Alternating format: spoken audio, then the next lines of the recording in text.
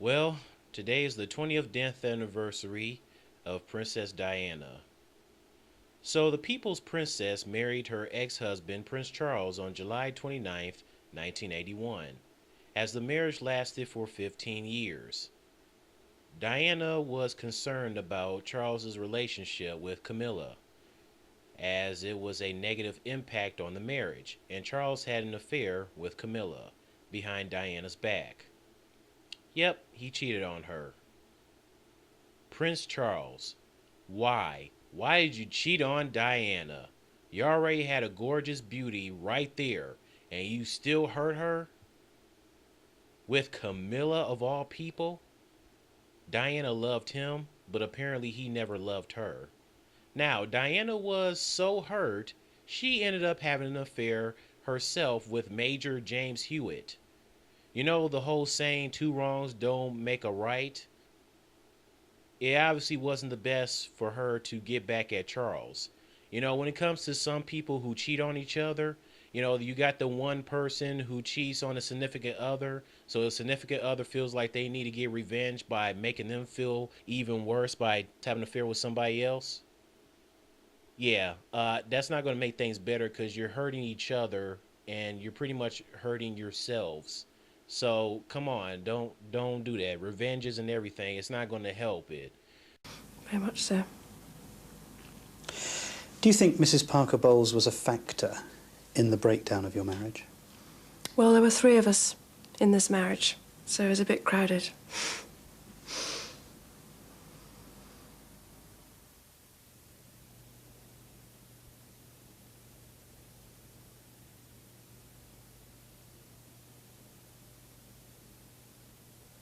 Diana and Charles divorced on August 28th, 1996, a year before she died. Plus, she passed away 3 days after it was the year her and Charles were divorced. Apparently, Diana was so unhappy, so miserable, she attempted suicide 5 times. She even blamed Camilla for her marital troubles. Since the divorce, Diana seemed so much happier, more confident, and at the end of the day, the divorce was for the best because Diana did not deserve to be miserable. So now on to her tragic, unfortunate death. There is Diana and her companion Dodi Fade in the elevator on August 30th, 1997, a day before they both died. I was 6 when this happened. So on August 31st, 1997, driver Henry Paul drove Diana and Dodi in a black 1994 Mercedes-Benz S280, trying to get away from the paparazzi. The paparazzi, they really weren't that close behind them, but, they were still following them. Now get this. Henry Paul, the driver, lost control at high speed while drunk, and Diana and Dodi did not have seatbelts on. Why? I don't know, and unfortunately we'll probably never know. You would think they would have seatbelts on just in case of a crash, etc., to keep them safe. A sister of Diana said she was religious in putting on her seatbelt. Here are some pictures of Princess Diana actually wearing a seatbelt. So why did she not have a seatbelt on the day that she died? Was there problems with the seatbelts? Did she forget about putting her seatbelt on along with Dodi due to being distracted with the paparazzi following them? I don't know. Some just don't add up. And also, why was the driver drunk when no one should not be driving drunk in the first place? I blame not only the paparazzi for the car accident and for Diana and Dodi's deaths, but also Henry Paul. The paparazzi are something else. They were probably so interested in Diana's personal romantic life that they figured they'd go follow them. Like, would you give this woman a break? Why do you want to know everything about her romantic relationship? As the car crash happened, Dodi, shortly afterwards, died. Henry Paul died on the removal from the wreckage. By the way, the driver's blood alcohol level was like 0.065%. Jeez. Diana was still conscious, thank goodness, as she was sitting in the right rear passenger seat. It was reported Diana was to murmur repeatedly saying, "Oh my God," and "Leave me alone" after photographers were pushed away by police. Yeah, you tell him, Diana. See, this is proof that the paparazzi need to leave celebrities like Princess Diana alone. She said, "Leave me alone, oh my God." I feel so bad for Princess Diana when I heard she said, "Oh my God, leave me alone." She gone through too much crap. Now get this, some photographers rushed to help while some still took pictures. Can you put the cameras down for one moment? Man, paparazzi. I mean, you got some that, feel bad. I'm sure, I hope they will feel bad about doing this kind of stuff. But then you got others that don't give a rat's ass. It's their job. Well, you know what? F your job and go work somewhere else. F the paparazzi, man.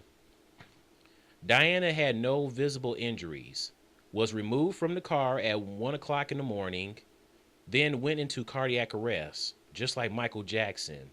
But her heart started beating again. They tried everything to save her. Yes, save her, please. Save Princess Diana. But she was pronounced dead at 4 o'clock a.m. in Paris, France at the age of 36. No.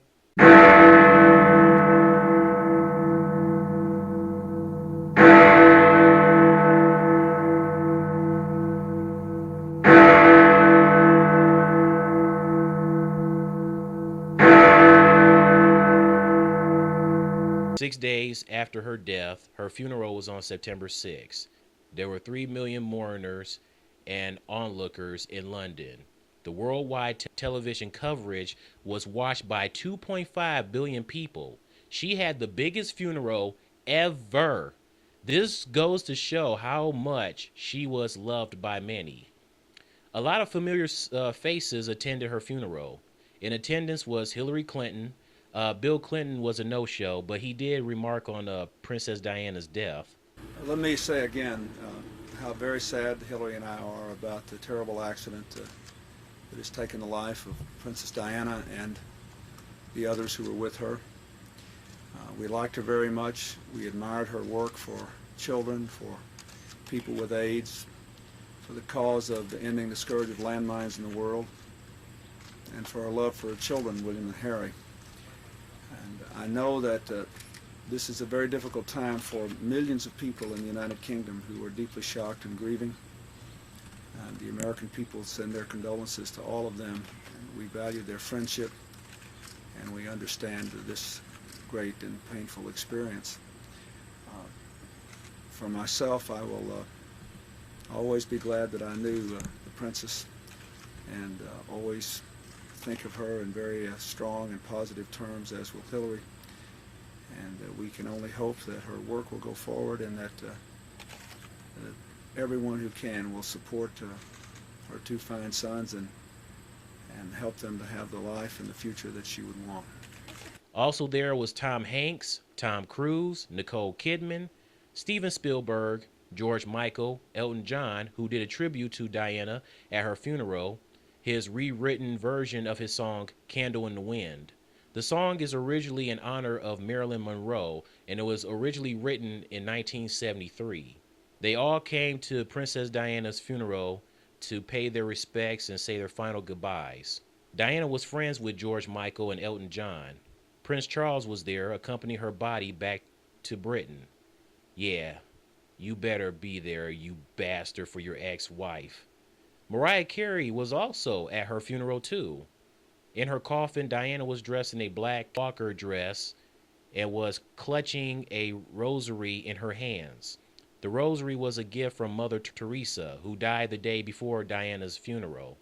Diana also received rest in peace shout-outs at the 1997 MTV Music Awards from Madonna, Spice Girls, and Elton John was also there. Michael Jackson was also good friends with the People's Princess, since she loved MJ's Dirty Diana. Since her name is Diana, MJ was not at her funeral, but attended the memorial service for her. My friend, who is no longer here. Thank you. I love her. Lady Diana, in real truth, was one of the sweetest people I've ever known, because we could relate to each other. We share something in common with the press. I don't think they hounded anyone more than her and myself. And we had a relationship, a very good relationship, where we would call each other late at night for me, and we would, just talk about just like crying each other's shoulders, how hard and difficult and how mean the tabloids can be and how they lie and twist stories around. See, you can tell these two had a very special friendship. They could relate to hard times they went through, the lies, the tabloids, the media, bringing them down. They would call each other late at night just to talk, crying on each other's shoulders. That's dope. That is what I'm talking about. That is a true friendship right there. I appreciate their friendship so much. These two are the most realest celebrities ever.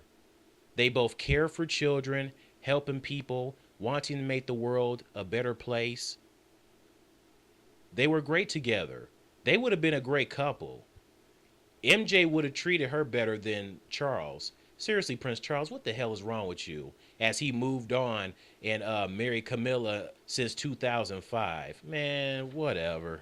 This is effed up right here. You see this? Somebody actually made a joke about Princess Diana's death, talking about why did Princess Diana cross the road? Because she didn't have her seatbelt on.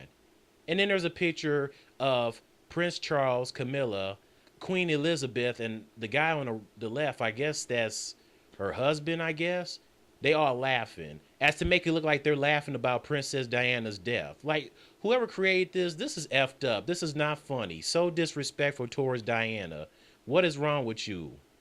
What is wrong with you, for real? Anyways, I know MJ was hurt not having Diana around for the next 12 years until he died. Now him, Diana, and George Michael are gone. Today in London, mourners paid their respects 20 years later today, and her legacy lives on. Princess Di is truly missed, as she will continue being remembered as the most wonderful, beautiful, gorgeous, sexy, shy, loving princess who graced the earth with kindness. Also remembering that beautiful, irresistible, lovely smile of hers.